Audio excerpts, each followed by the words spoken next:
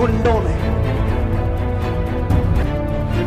आज भी पूरी दुनिया का दुश्मन। वेलकम दोस्तों, इस वीडियो में बात करेंगे इस वक्त सोशल मीडिया पर क्या वायरल चल रहा है। मामला कानपुर का। जी हाँ, सोशल मीडिया पर इस वक्त hashtag I love Mohammad trend कर रहा है। उसके पीछे वजह कानपुर में हुई मुसलमानों के खिलाफ एफआईआर। इस एफआईआर में यानी जिन चार्जेस के साथ ये एफआईआर दर्ज करी गई है और जो चार्जेस मुसलमानों पर लगाए गए हैं, इसका विरोध देखने को मिल रहा है। उसके पीछे की पूरी कहानी आपको बताएंगे कि कैसे 12 वफात के वक्त जब जुलूस निकला और वहां पोस्टर लगा हुआ था तो उस पर किस तरीके के आरोप लग रहे हैं और क्या क्या मामला आया, एक एक करके आपके साथ सिलसिलेवार तरीके से शेयर करेंगे अपडेट्स। लेकिन आगे बढ़ने से पहले आप सभी से गुजारिश कि चैनल को सब्सक्राइब कर लीजिए। देखिए, मामला 4 सितंबर का है। बताया जा रहा है कि कानपुर में 12 वफात का एक जुलूस निकला। वहां एक पोस्टर लगाया गया जिसके अंदर आई लव मोहम्मद सल्लल्लाहु अलैहि वसल्लम लिखा हुआ था।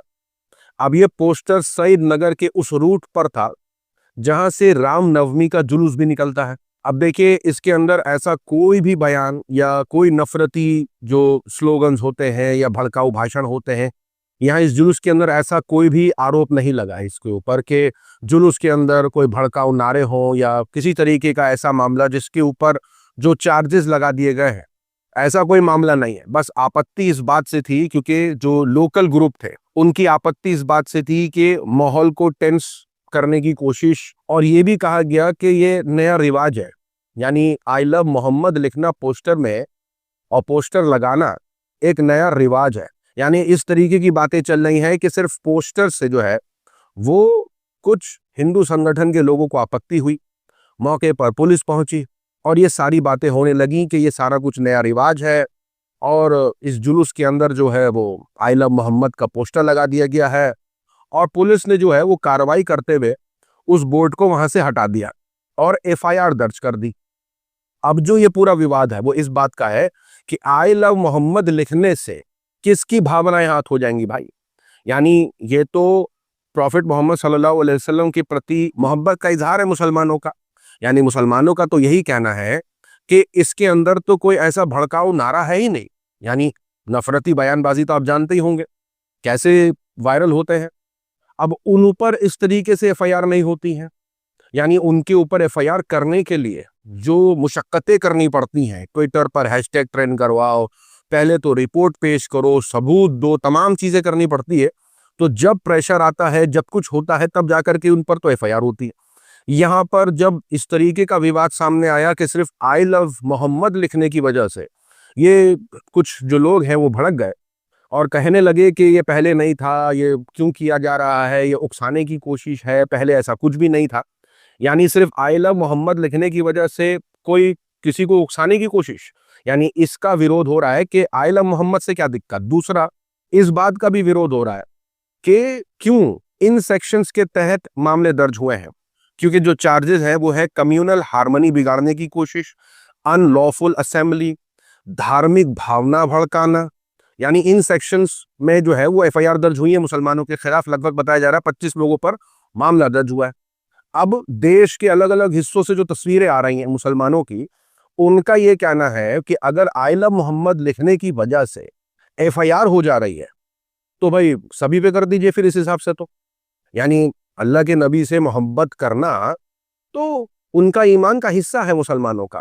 तो इस पर एफआईआर हो जाना एक ऐसी बात है जिस पर मुसलमान समाज जो है वो काफी चिंतित है, सड़कों पर उतरा हुआ है। कई मौलानाओं के बयान निकल के आ रहे हैं और जो जो बयान है मैं आगे आपको लगा के बता दूंगा। लेकिन सवाल यही है कि आई लव मोहम्मद से क्यों दिक्कत हो रही है। यानी देश के अंदर न जाने कहां कहां नफरती बयान हो जाए। अब उस पर जो है सारे लोग जो है वो इस वक्त ये सवाल कर रहे हैं कि मज़ार तोड़े जाते हैं, मुसलमानों के खिलाफ बयान होते हैं, उन पर इन धाराओं में इतनी जल्दी कार्रवाइयां नहीं होती और मुसलमानों के ऊपर इतनी जल्दी कार्रवाइयां हो रही हैं। अब चाहे मुसलमानों की मॉब लिंचिंग हो जाए, मस्जिदें हो जाए, मज़ार हो जाए, जब इन पर हमले होते हैं, जो लोग शामिल होते हैं उनके खिलाफ इतनी जल्दी मामले दर्ज नहीं होते। और इस तरीके की धाराओं में मामले दर्ज करना मुसलमानों के खिलाफ, ये जो एफआईआर हुई है, इसके विरोध में सड़कों पर मुसलमान उतरे हुए हैं। एक झलक देखिए देश के अलग अलग हिस्सों से किस तरीके के बयान है और कैसे लोग प्रोटेस्ट कर रहे हैं। उत्तर प्रदेश के गुंडों ने, मैं साफ कह रहा हूं, और ये मेरे अल्फाज का मैं जिम्मेदार हूँ। मैं जिम्मेदार हूँ। मिंबर पर बैठे उलमा या हुजूर अमान मिल्लत की तरफ ये नहीं है, जो होगा वो मेरी तरफ होगा। मैं खुल करके कह रहा हूँ, गुंडों ने ये केस किया कुछ अफराद पर जिन्होंने एक तख्ती लगाई थी, एक बोर्ड लगाया था, आई लव मोहम्मद सल्लल्लाहु अलैहि वसल्लम, इंग्लिश में लिखा आई लव मोहम्मद सल्लल्लाहु अलैहि वसल्लम। इस पर एफआईआर कर दिया गया। मैं उन जालिमों को जवाब देता हूँ, तुम आई लव मोहम्मद कहने पर केस कर सकते हो। आओ हम पुकार पुकार पुकार कर बार बार कहेंगे I love Mohammad, I love Mohammad, I love Mohammad. नबी ने वाक़े में दीन फैलाया, उन नबी सल्लल्लाहु अलैहि वसल्लम के नाम बारिश में नहीं खड़े हो सकते कि क्या बात होगी। या हबीबी या मोहम्मद या इब्न अब्दुल्लाह तम्मत रिसाला।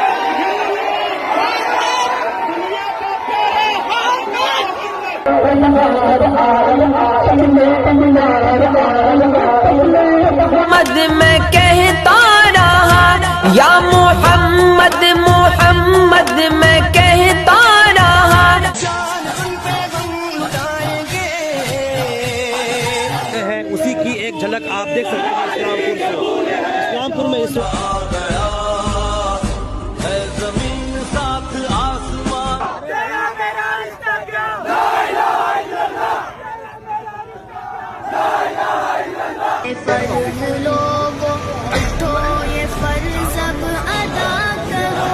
सभी मेरे मुसलमान भाइयों से कि आई लव मोहम्मद अपने घर पे लगा, आई लव हमारे दिल में, आई लव मोहम्मद हमारे दिल में है।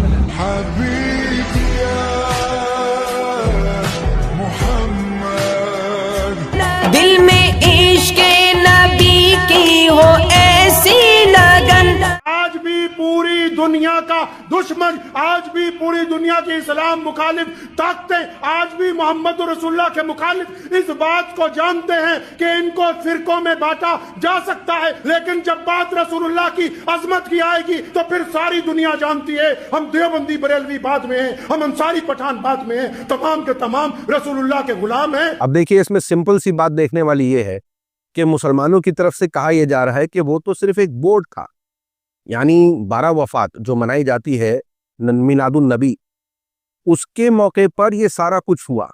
ना ही कोई ऐसा बयान जिससे किसी की भावनाएं आहत हो जाए, ना ही किसी धर्म विशेष या किसी संगठन, ना किसी ऐसे के खिलाफ जिस पर किसी को आपत्ति हो सकती है, भला सिर्फ बोर्ड से आपत्ति हो रही है। तो ये सारा कुछ इस वजह से है क्योंकि सिर्फ आई लव मोहम्मद का पोस्टर लगाने की वजह से, और उस पोस्टर पर जो आरोप लगाए गए हैं कि भड़काने की कोशिश, नया रिवाज, ये तमाम चीजें जो बोली जा रही हैं, इसके विरोध के साथ साथ यानी ऐसे मामलों में मुसलमानों पर एफआईआर किस वजह से, भाई क्या किया है उन्होंने, उनका गुनाह क्या है। अब जो चार्जेस लगा दिए गए हैं वो चार्जेस पर जो है वो आलोचना हो रही है, तमाम बातें चल रही है। अब देखिए, मैं आपको कुछ रिपोर्टें दिखाऊंगा जिससे आपको ये समझ में आएगा कि कैसे नफरत फैलाने वाले सोशल मीडिया पर भी नफरत फैलाते हैं। बोलने वाले आलोचना करते रह जाते हैं, लेकिन होता क्या है ये देखिए जब तक मैं ये रिपोर्ट बना रहा हूं तब तक इस अकाउंट पर कोई एफआईआर नहीं हुई है। ये अभी तक कोई मामला दर्ज नहीं हुआ है, कोई कार्रवाई नहीं हुई है, सिर्फ लोग मांग कर रहे हैं। अब इस फोटो के अंदर है तो ये खासा पूरा वीडियो, लेकिन ये एआई से बनाया हुआ वीडियो है। अब जानबूझ करके किसकी भावनाएं आहत करने की कोशिश की जा रही है, यानी ये ऐसा हुआ नहीं है, ठीक है, ये काबे में हुआ नहीं है ऐसा, लेकिन क्यों इस वीडियो को शेयर किया गया, और जिसने इस वीडियो को शेयर किया उसने डिलीट भी कर दिया, यानी जिसने शेयर किया उसने डिलीट कर दिया, और उसका रीट्वीट करके इस वीडियो को अभी भी अकाउंट पे रखा हुआ है। और लगातार सोशल मीडिया पर लोग मांग कर रहे हैं कि ये जस्टिस ऑफ लॉ सिर्फ वन साइडेड क्यों है। यहाँ तो साफ दिखाई दे रहा है कि कैसे ये जानबूझ करके वीडियो बनाई गई है, और जो लोग शेयर कर रहे हैं इस वीडियो को, क्या उन पर कोई कार्रवाई नहीं होनी चाहिए। तो लगातार एक तरफ इसका विरोध है कि मुसलमानों पर जो एफआईआर हुई है, जो चार्जेस लगाए गए हैं, वो बहुत गलत है, उसकी आलोचना चल रही है।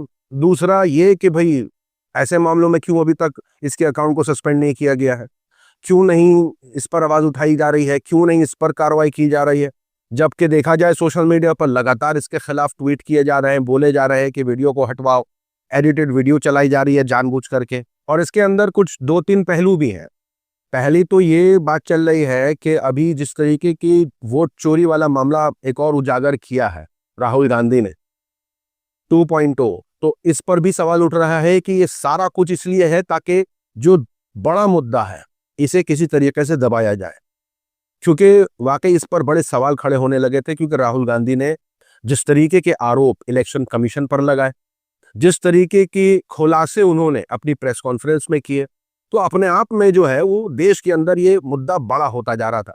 कोशिश हो रही थी इस मुद्दे को जैसे तैसे किसी दूसरी कंट्रोवर्सी के अंदर दबाया जा सके। ये काफी एक तरफ चल रहा है कि ये पूरे मामले को एक तरफ जो है वो भटकाने की कोशिश की जा रही है, जनता को भटकाने की कोशिश की जा रही है मेन मुद्दों से। और सबसे बड़ा सवाल ये भी है कि उनको प्रॉफिट मोहम्मद से दिक्कत क्या हो सकती है, क्योंकि अगर आप प्रॉफिट मोहम्मद को स्टडी करेंगे तो आपको पता चलेगा वो खुद इंसानियत की बात करते हैं, वो खुद इंसाफ की बात करते हैं। पूरी दुनिया में अंधेरा और उस अंधेरे में मोहम्मद साहब लैंप लेकर खड़े हुए। और मुझे नहीं लगता है कि किसी को भी आपत्ति होगी इंसानियत से या जस्टिस से। तो सवाल यही है कि अगर कोई स्टडी करेगा, इंसाफ और जस्टिस की बात करेगा, तो जाहिर सी बात है ना उन्हें राम से दिक्कत होगी ना मोहम्मद से दिक्कत होगी। तो प्रॉब्लम किसे है, सवाल ये है। समझ रहे हो? इस पूरी कंट्रोवर्सी के बीच कानपुर पुलिस के कमिश्नर का वीडियो सामने आया है, क्योंकि पूरे देश में जिस तरीके का प्रोटेस्ट हो रहा है उसको लेकर के उन्होंने जो बात रखी है और ये वजह भी बताई है कि किस वजह से FIR हुई है। मोहल्ले के कुछ लोगों द्वारा परंपरागत स्थान से अलग स्थान पर हट करके एक टेंट लगा दिया तथा उस पर आई लव मोहम्मद का एक बैनर लगा दिया गया, जिसका एक पक्ष के द्वारा विरोध किया गया था। उपरोक्त सूचना पर रावतपुर थाने की पुलिस जब पहुंची तो टेंट लगाने वालों के द्वारा भी पुलिस के सामने विरोध किया गया। बाद में दोनों पक्षों की सहमति से टेंट व आई लव मोहम्मद का बैनर परंपरागत स्थान पर लगवा दिया गया था। उल्लेखनीय है कि आई लव मोहम्मद के लिखने या बैनर लगाने पर कोई FIR नहीं की गई है, बल्कि परंपरागत स्थान से अलग हटकर नए स्थान पर बैनर लगाने तथा जुलूस निकालने के दौरान इस पक्ष के द्वारा दूसरे पक्ष का बैनर फाड़ने पर हुई है। सोशल मीडिया की खबरों में आज के लिए इतना ही। अपनी राय सुझाव कमेंट में जरूर बताएं। मिलूंगा अगले वीडियो में, तब तक के लिए अपना ख्याल रखें।